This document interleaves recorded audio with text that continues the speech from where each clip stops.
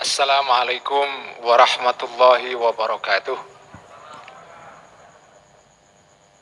Bismillahirrahmanirrahim. Alhamdulillahirabbil alamin wa bihi nasta'in ala umurid dunya waddin.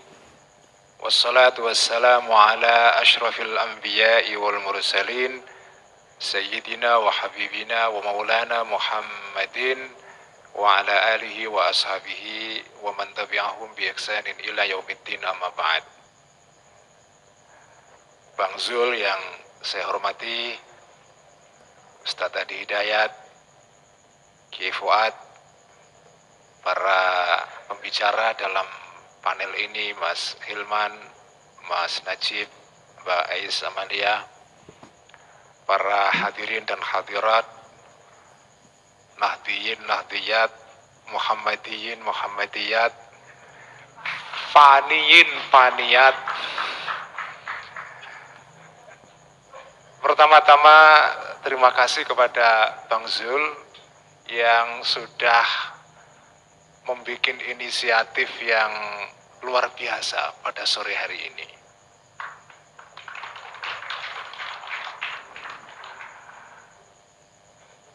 Banyak orang yang mempunyai persepsi bahwa politik itu sering memecah belah.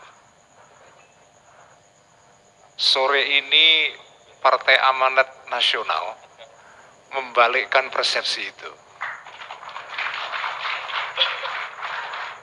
Politik justru menjadi alat untuk menyatukan. Jadi sore ini adalah peristiwa yang bersejarah. Aktornya anak Lampung, yaitu Bang Zul ini. Jadi ini luar biasa, anak Lampung mempertemukan NU Muhammadiyah. Saya tahu Lampung itu daerah NU, karena itu Bang Zul itu kalau di rumah itu tradisinya NU. Tadi mengaku kepada saya kalau di rumah itu ya tahlil, ya kunut, ya segala macam. Karena NU itu kuat sekali di Lampung. Saya ini sekarang di PBNU menangani kaderisasi seluruh Indonesia. Nah, daerah yang kuat kaderisasinya, ya, paling banyak menyelenggarakan kaderisasi setelah Jawa Timur dan Jawa Tengah. Kaderisasi NU di tingkat dasar yang namanya PD/PKB-NU itu Lampung. Jadi Lampung ini memang luar biasa kekuatan NU-nya. Nah, hari ini Bang Zul tampil sebagai tokoh yang melintasi batas-batas kekelompokan. Kebetulan sekali inisiatif ini diselenggarakan pada tanggal 27 Rajab, yaitu hari Isra Mi'raj. Mi'raj itu artinya naik, ya. Artinya melintasi. Dalam bahasa Inggrisnya itu transcending. Jadi sekarang ini PAN melakukan Mi'raj, yaitu melintasi perbedaan-perbedaan, bahkan berusaha untuk menyatukan. Jadi terima kasih kepada Bang Zul yang sudah melakukan sesuatu yang positif. Ini bid'ah tapi hasanah. Ini bid'ah tapi hasanah. Hasanah sekali itu ya. Very, very hasanah ya. Jadi terima kasih kepada Bang Zul yang sudah melakukan hal ini. Saya kebetulan datang ke acara ini itu kemarin dari acara di Tebu Ireng. Kemarin juga sama Bang Zul, ada acara tasyakuran 1 abad NU dan doa untuk para muassis di Tebu Ireng. Kita ziarah kepada Mbah Hashim Asy'ari, kepada Ki Gus Dur ya, dan para masyayikh yang lain. Nah, setelah itu saya pergi ke Tambak Beras. Tambak Beras ini juga tempat yang bersejarah di NU karena di sana ada tokoh pahlawan nasional tapi juga pahlawan NU, yaitu Ki Wahab Hasbullah. Nah, Ki Wahab ini adalah sesepuh di Tambak Beras. Nah, Ki Wahab itu punya seorang adik, namanya adalah Ki Abdur Rahim.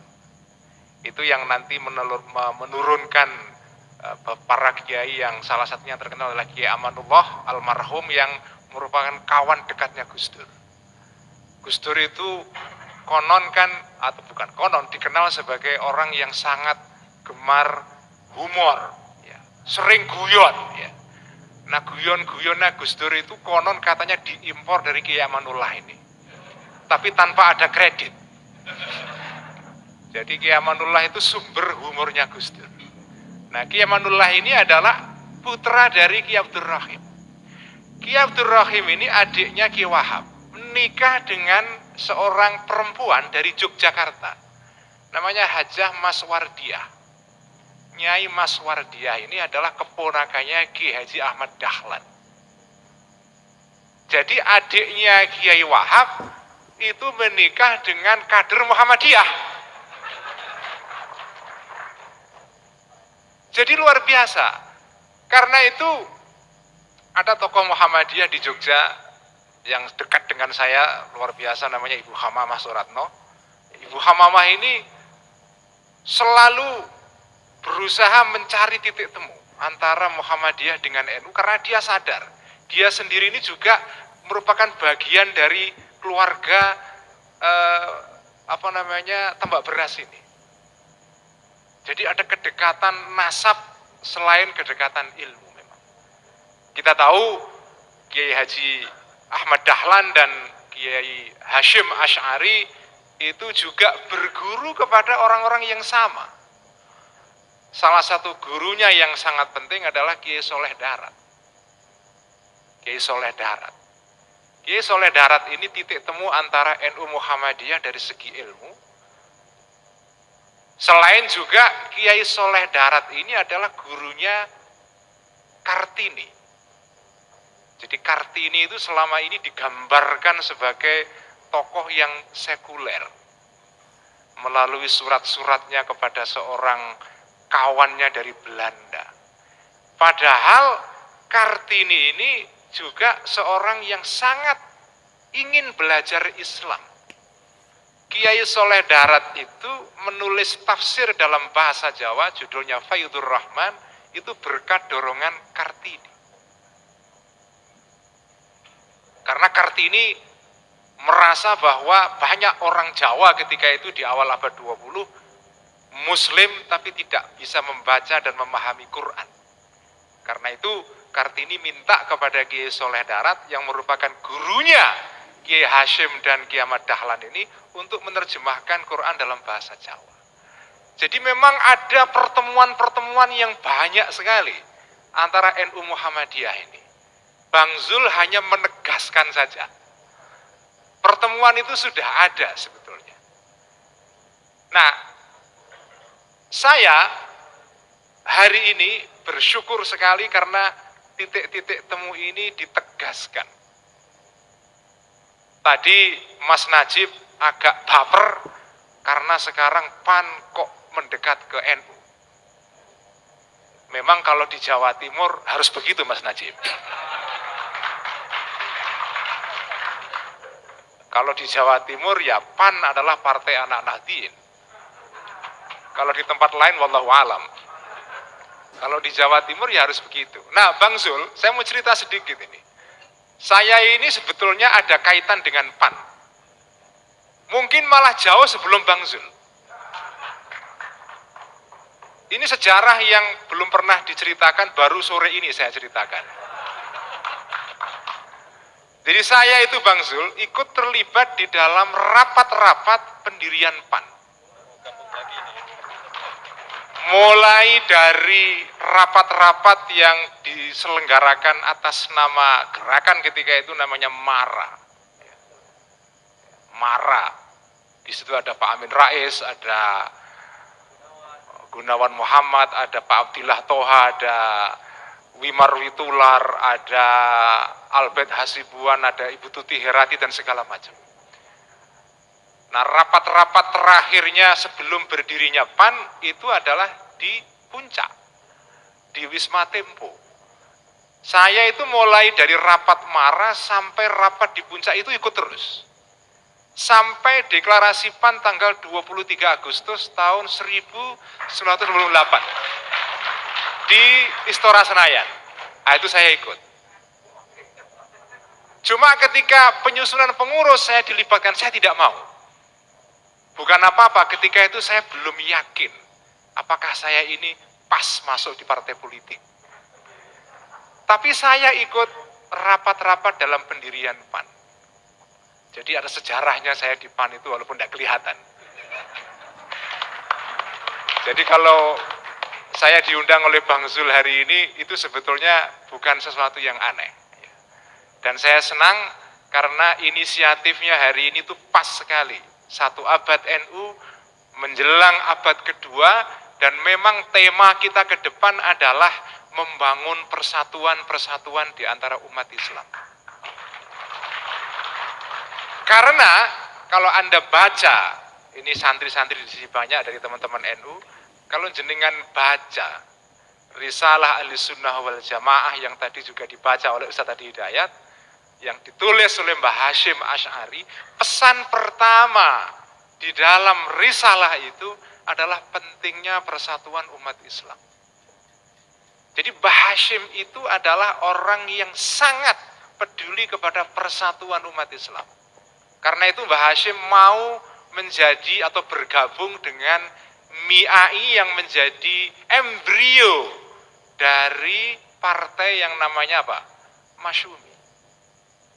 Bahkan murid-muridnya Mbah Hasyim itu ada yang ketika NU sudah keluar dari Masyumi tahun 52, itu menolak keluar. Bertahan di NU. Salah satunya adalah bapaknya Gus Koyum Lasem, Kiai Mansur. Kiai Mansur itu kalau di sana dikenal Kiai Masyumi. Kenapa? Karena beliau mengikuti Mbah Hasyim. Aku melok Mbah Hasyim. Walaupun Mbah Wahab istihadnya NU keluar dari Masyumi, tapi aku ikut Mbah Hasyim. Termasuk yang bertahan di Masyumi itu antara lain adalah bapaknya Cak Nur, Nurholis Majid. Bapaknya Cak Nurholis Majid, ini saya perlu tekankan, Cak Nur itu orang NU banget. Keluarganya saya kunjungi kemarin di daerah Jombang sana di Kecamatan Bareng, itu pengurus MWC NU Bareng. Jadi Cak Nur itu orang yang sangat NU sekali. Cak Nur itu putranya Kiai Abdul Majid. Kiai Abdul Majid ini adalah santri kinasenya Mbah Hasyim. Santri kesayangannya Mbah Hasyim. Nah, Kiai Majid ini dulu bergabung dengan Masyumi. Ketika NU keluar dari Masyumi, beliau tidak mau. Karena beliau memegangi atau mengugemi fatwanya Mbah Hasyim. Mbah Hasyim mendirikan Masyumi, saya tidak mau keluar dari Masyumi, saya mengikuti fatwanya Mbah Hasyim. Jadi Mbah Hasyim itu tokoh NU yang sangat peduli kepada persatuan umat Islam. Ittihadul Muslimin. Itu sangat kuat sekali. Nah, karena itu ini ke depan saya kira tema persatuan umat Islam ini penting. Nah, Bapak dan Ibu sekalian, mengingatkan 3 ya, menit lagi. Saya ingin mengingatkan bahwa memang politik itu potensial menimbulkan perpecahan. Potensial. Bahkan seringkali perpecahan di dalam sejarah Islam itu timbulnya sebetulnya bukan karena masalah akidah, masalah politik. Nah, karena itu orang-orang yang ada di dalam politik, saya dulu pernah di politik tapi keluar. Orang-orang yang berada di politik itu punya tanggung jawab besar sekali. Jangan sampai politik ini menjadi alat memecah belah umat Islam. Jangan sampai. Ini adalah tanggung jawab moral para politisi yang paling penting. Karena sering kali dalam sejarah partai politik menjadi alat pemecah belah umat Islam. Kita tahu di dalam 10-15 tahun terakhir perpolitikan di Indonesia muncul polarisasi yang luar biasa. Kita harus, memang itu tak terhindarkan kadang-kadang. Hukum alam dalam politik itu seperti itu. Tetapi kita tidak boleh tunduk kepada hukum alam. manusia diberikan keistimewaan oleh Allah Subhanahu wa taala mampu mengatasi hukum alam. Manusia tidak tunduk kepada hukum alam, tetapi bisa memanfaatkan hukum alam untuk kemaslahatan. Kalau kita tunduk kepada hukum alam secara pasif, kita turun dari manusia menjadi binatang. Dari bashar menjadi hayawan. Ciri khas manusia adalah kita itu seperti dikatakan dalam Al-Quran, wasakharna. Allah itu menundukkan alam kepada manusia. Bukan manusia tunduk kepada alam. Hukum alam memang seringkali hukum alam itu seringkali politik itu cenderung memecah belah. Tetapi manusia adalah manusia yang istimewa, diberikan kemampuan oleh Allah untuk mi'raj, untuk naik ke atas, tidak tunduk kepada hukum alam, tapi bisa menguasai hukum alam. Tugas para politisi adalah tidak menjadikan politik sebagai alat memecah belah, tapi menjadi alat pemersatu. Sekian, wallahul muwaffiq ila aqwamit thoriq, fastabiqul khairat, wallahul muwaffiq ila aqwamit thoriq. Wassalamualaikum warahmatullahi wabarakatuh.